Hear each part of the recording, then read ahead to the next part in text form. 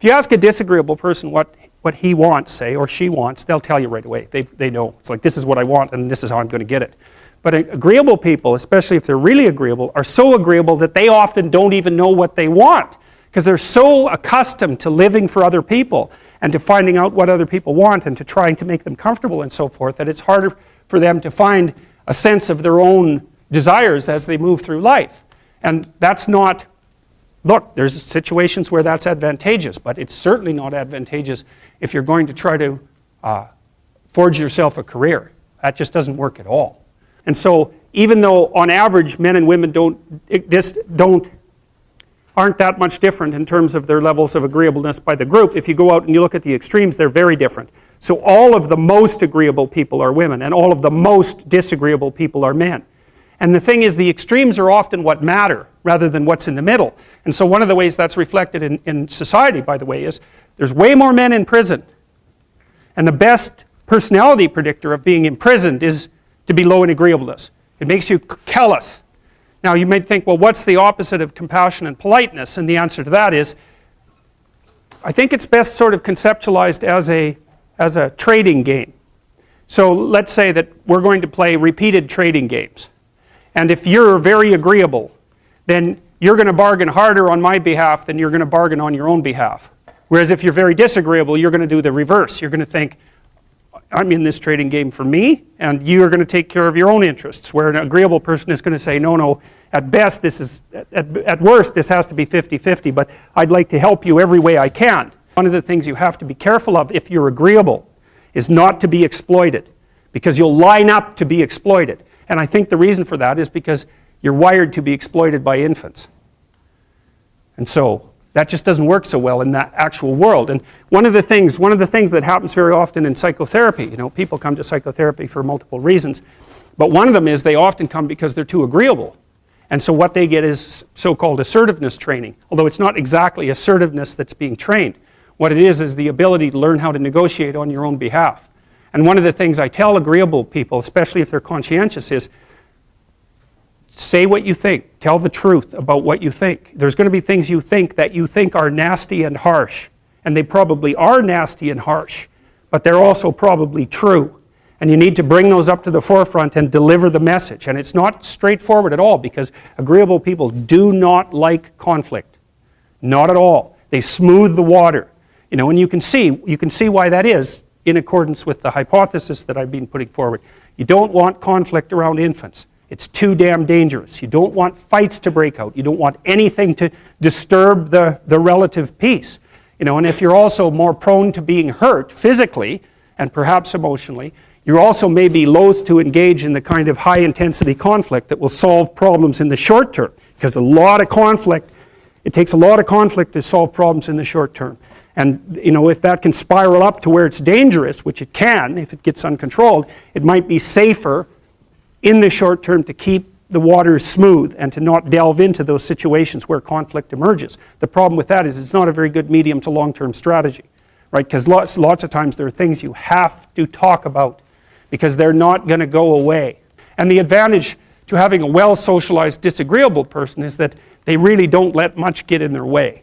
So if you can get a kid who's disagreeable socialized, that person can be quite the creature, because they're very forward-moving in their nature and very difficult to stop. But if you don't get them successfully domesticated, tamed, roughly speaking, by the time they're 4, their peers reject them. And that's a big problem, because your job as a parent is to make your child socially desirable by the age of 4. Like you want to burn that into your brain, because people don't know that. That's your job. And here's why. It's easy if you think about it carefully. So you imagine you've got a 3-year-old child, so sort of halfway through that initial period of socialization, and you take that child out in public. Okay, what do you want for the child? Who cares about you? What do you want for the child? You want the child to be able to interact with other children and adults so that the children are welcoming and smile and want to play with him or her, and so the adults are happy to see the child and treat him or her properly. And if your child's a horrible little monster because you're afraid of disciplining them or you don't know how to do that properly, then what they're going to do is they're going to experience nothing but rejection from other children, and false smiles from other parents and adults. And so then you're throwing the child out there into a world where every single face that they see is either hostile or lying. And that's not something that's going to be particularly conducive to the mental health or the well-being of your child. If your child can learn a couple simple rules of behavior, like don't interrupt adults when they're talking too much and pay attention and try not to hit the other kids over the head with the truck any more than is absolutely necessary, then, and share and play properly, then when they meet other kids, the kids are going to try out a few little play routines on them, and that's going to go well, and then they're going to go off and socialize each other for the rest of their lives. Because that's what happens, is that from 4 years old onwards, the primary socialization with children takes place among other children. And so if the kids don't get in on that early, they don't move into that developmental spiral upwards and they're left behind. And you can imagine how terrible that is, because a 4-year-old will not play with another 4-year-old who's 2. But a 5-year-old certainly will not play with a 5-year-old who's 2, right? Because the gap is just starting to get unbelievably large. And so the kids start out behind, and then the peers leave them behind, and then those kids are alienated and outside the peer group for the rest of their life. Well, those are the ones that grow up to be long-term antisocial, right? They're already aggressive. It doesn't dip down. Now, what happens to normal boys, roughly speaking? Imagine the aggressive 2-year-old types. They get socialized, so their level of aggression goes down, and then they hit puberty and testosterone kicks in, and bang, levels of aggression go back up. And so that's why males are criminals between the ages roughly of 16 and about 25. So, and it matches the creativity curve, by the way. It's so cool. If you look at the spike of creativity among men, 16 to 25, then it starts to go down. Criminality matches that absolutely perfectly. So that's quite cool. So, and so the testosterone levels raise the average level of aggression among men. It's more dominance than aggression, actually, and testosterone is by no means all bad.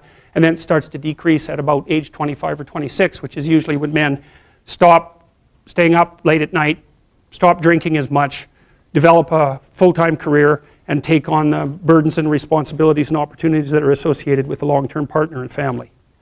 And so, well, so that's the development of what I would call predatory aggression, because I also think that the agreeableness distribution is probably something like predatory aggression versus maternal sympathy. It's something like that. So if you look at other mammals that are predators, because we're predators as well as prey animals, if you look at other animals like bears, the male bear has absolutely nothing to do with the raising of the infants. In fact, the female bears will keep the male the hell away because he's likely to kill the infants and maybe even to eat them. So there's no maternality at all in solitary male mammalian predators. It's really useful to investigate the viewpoints of people who have opposing views to yours. Because they'll tell you things, not only will they tell you things you don't know, they'll also tell you how to see the world in ways that you don't see it. And they'll also have skills that you don't have, that you could develop.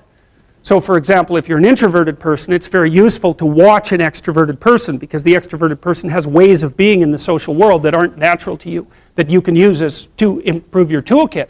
And if you're disagreeable, one of the best things to do with disagreeable people, especially if that's alienating them from other people, for example, because it can, people treat you like you're a selfish, arrogant son of a, maybe that's because you are. It's like, okay, so what do you do about that? One of the most promising treatments, let's say, for that is get the person to do something for someone else once a day, just as a practice, and learn how to do it. Maybe you can wake the circuit up, if you think that it's lying dormant in you, which is probably right.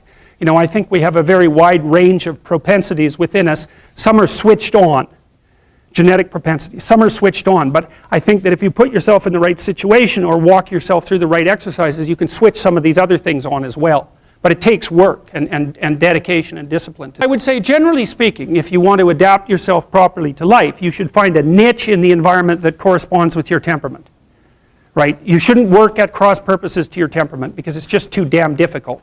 But having done that, then you should work on developing the skills and viewpoints that exist in the space opposite to your personality, because that's where you're fundamentally underdeveloped. And that way I think you can extend out your temperamental capability across a wider range. And to me that's roughly equivalent as bringing a richer toolkit to each situation. You know, so if you're hyper extroverted, you should probably learn to shut up at parties now and then and listen just to see what's going on, to see if you can manage it, you know.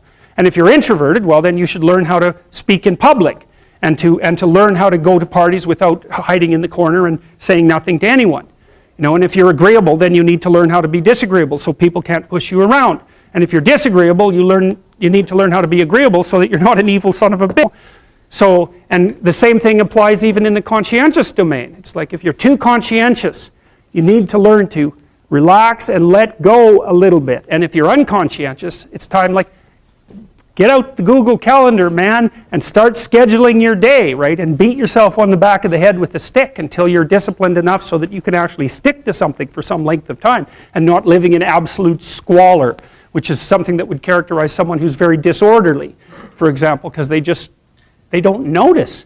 It doesn't bother them, disorder. It's like, maybe they can see it, but it doesn't have any emotional valence, and so it doesn't have any motivational significance.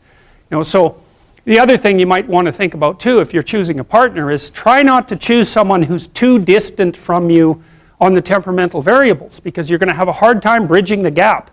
You know, it's hard for an introverted person and an extroverted person to coexist. And it's really hard for an orderly person and a disorderly person to coexist because they will drive each other nuts. Why don't you pick up? Why are you so obsessed by it?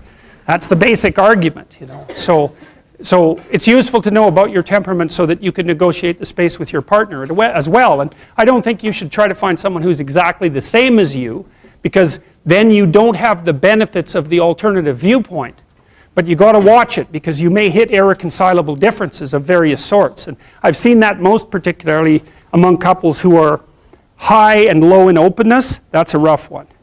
And also high and low in conscientiousness. That's another rough one, because they just cannot see how the other person sees the world at all.